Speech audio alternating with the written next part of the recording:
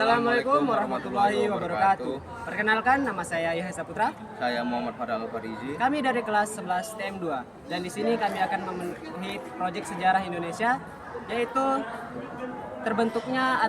sejarah terbentuknya Paskibraka dan juga perjalanan seorang siswa SMK Negeri 6 Batam menjadi seorang Paskibraka. Jadi di sini kami akan mewawancarai seorang siswa SMK Negeri Batam yang telah menjadi seorang Paskibraka tingkat Kota Batam. Bagaimana videonya? Berikut videonya. Assalamualaikum warahmatullahi wabarakatuh. Waalaikumsalam warahmatullahi wabarakatuh. Oke, jadi kita di sini sudah bersama Bang Daniel ya, atau tepatnya Muhammad Daniel, yang mana beliau merupakan orang yang akan kami wawancarai untuk memenuhi proyek sejarah Indonesia, yaitu perjalanan atau perjuangan beliau untuk menjadi seorang Paskibraka. Nah, kira-kira nih apa nih motivasi Abang untuk menjadi seorang Paskibraka? Yang pertama, motivasi Abang untuk menjadi seorang Paskibraka yang tentunya cinta tanah air, ingin menunjukkan rasa cinta dan kebanggaan terhadap negara Indonesia, disiplin dan tanggung jawab, ingin mengembangkan kemampuan dan disiplin dan tanggung jawab melalui pelatihan dan tugas sebagai Paskibraka. Pengalaman, keterampilan, ingin memperoleh pengalaman dan keterampilan baru dalam bidang kepemimpinan kerjasama, tim dan protokol.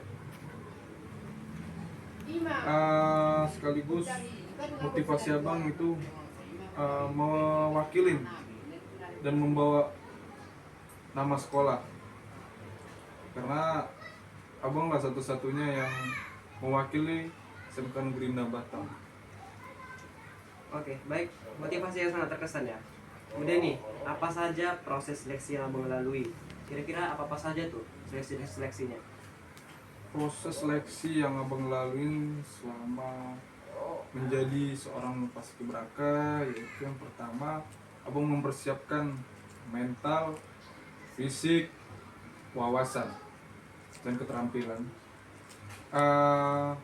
Yang pertama tuh pastinya pendaftaran, pemberkasan, itu disebut administrasi.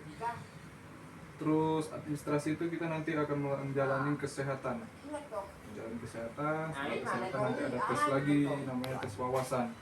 Setelah tes wawasan nanti ada tes SMAPTA. Tes SMAPTA nanti ada tes PBB, pelatihan peraturan baris berbaris. Setelah PBB itu nanti ada namanya pantauan akhir atau penentuan akhir. Nah, itulah seleksi yang kamu lalui. Oke, baik. Kemudian nih, apa saja atau apa yang mendorong Abang sehingga tertarik untuk menjadi seorang Paskibraka? Mendorong Abang menjadi seorang Paskibraka, ya ingin menjadi contoh dan teladan yang baik untuk adik-adik selanjutnya yang akan menjalani Paskibraka, dan juga ingin menjadi orang yang bermanfaat suatu saat nanti untuk bangsa ini, dan juga supaya tahu yang namanya nasionalisme itu harus kita terapkan di kehidupan ini. Itu yang mendorong Abang.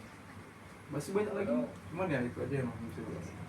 Kemudian nih, apa nih kesan terbaik Abang saat menjalani proses pelatihan?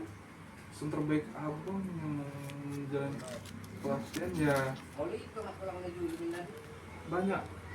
banyak pengalaman yang Abang ambil dari pelatihan pas ini, yaitu kekompakan, kebersamaan, jiwa korsa, dan juga kita disuruh untuk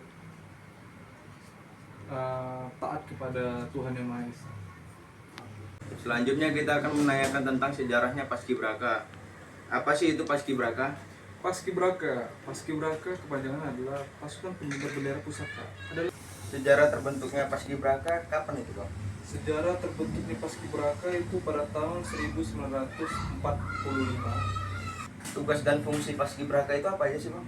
Tugas dan fungsi Paskibraka yaitu pengibaran bendera merah putih pada upacara peringatan Hari Kemerdekaan Indonesia. Nilai-nilai apa aja yang diajarkan dalam Paskibraka itu?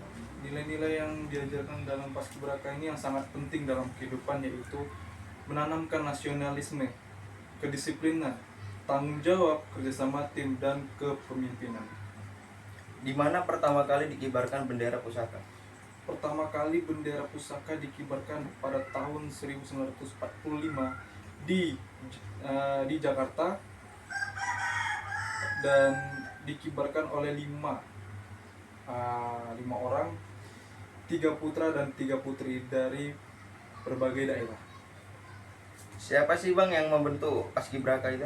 Yang membentuk dan menciptakan Paskibraka yaitu Hussein Mutahar, sekaligus ajudan Presiden Soekarno. Pendiri Paskibraka ini tujuannya untuk supaya dibentuknya organisasi Paskibraka ini untuk berkelanjutan. Siapa yang menjahit bendera pusaka?